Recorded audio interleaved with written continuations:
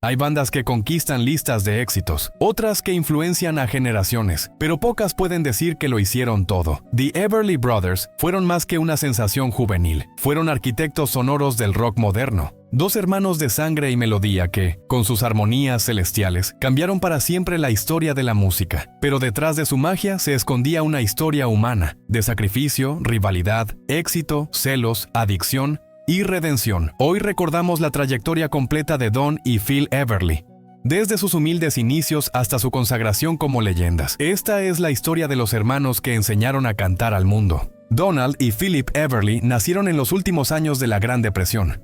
Don en 1937 en Brownie, Kentucky.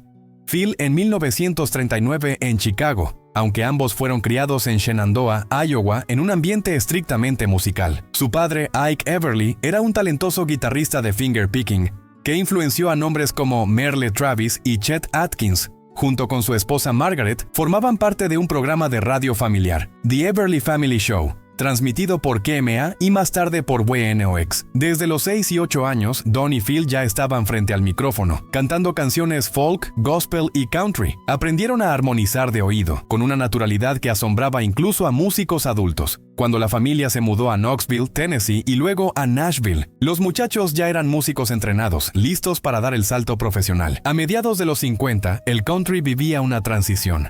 El rockabilly estaba emergiendo, y en Nashville, el productor Chet Atkins, amigo de Ike Everly, les dio su primer empujón serio, ayudándolos a conseguir un contrato con Cadence Records, dirigido por Archie Bleyer. Su primer sencillo, Bye Bye Love, fue rechazado por más de 30 artistas antes de llegar a ellos.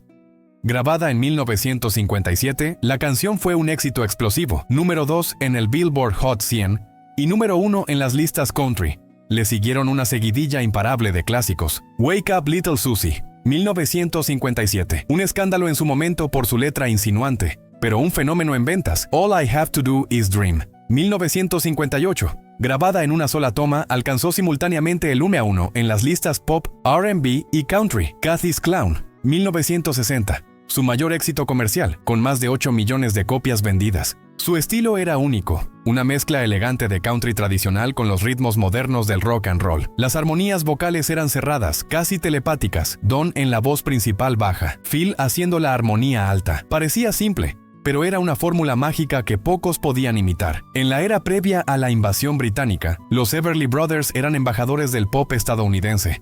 Sus canciones no solo cruzaban fronteras, las derrumbaban. Inspiraron a bandas emergentes como The Beatles, quienes copiaron su look, su estructura vocal e incluso hicieron covers de sus canciones. Simon and Garfunkel, quienes aprendieron a armonizar escuchándolos en vinilo.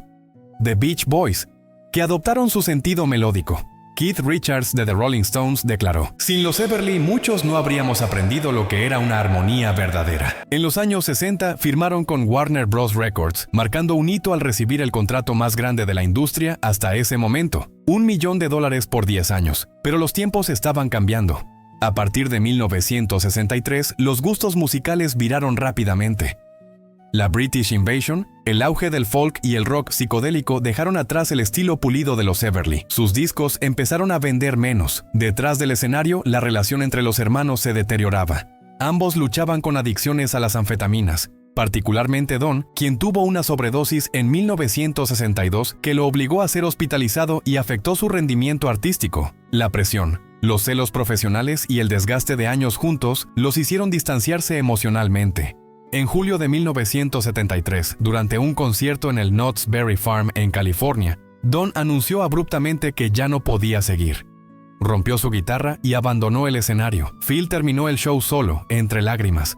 No volvieron a hablarse durante más de una década. Ambos lanzaron discos como solistas, pero ninguno tuvo éxito comparable al que compartieron. En 1983, tras años de distancia, los Everly Brothers sorprendieron al mundo al reunirse para un concierto en el Royal Albert Hall de Londres. Las entradas se agotaron en minutos. Fue un evento histórico, no solo por su carga emocional, sino porque volvieron a cantar como si el tiempo no hubiese pasado. Entre los 80 y 90 lanzaron nuevos álbumes como EV84 y Born Yesterday. Trabajaron con artistas como Paul McCartney, Mark Knopfler y Jeff Lynne y recibieron múltiples reconocimientos. En 1986 fueron uno de los primeros artistas incluidos en el Rock and Roll Hall of Fame.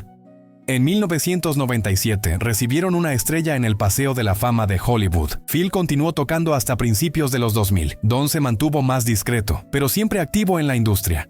El 3 de enero de 2014, Phil Everly falleció a los 74 años debido a una enfermedad pulmonar relacionada con años de tabaquismo. Fue un golpe para el mundo de la música. Don Everly, devastado, escribió en un comunicado: "Nunca habrá otra voz como la de mi hermano. Lo amaré por siempre". Don falleció el 21 de agosto de 2021, a los 84 años, cerrando definitivamente la historia de los Everly Brothers, al menos en esta vida.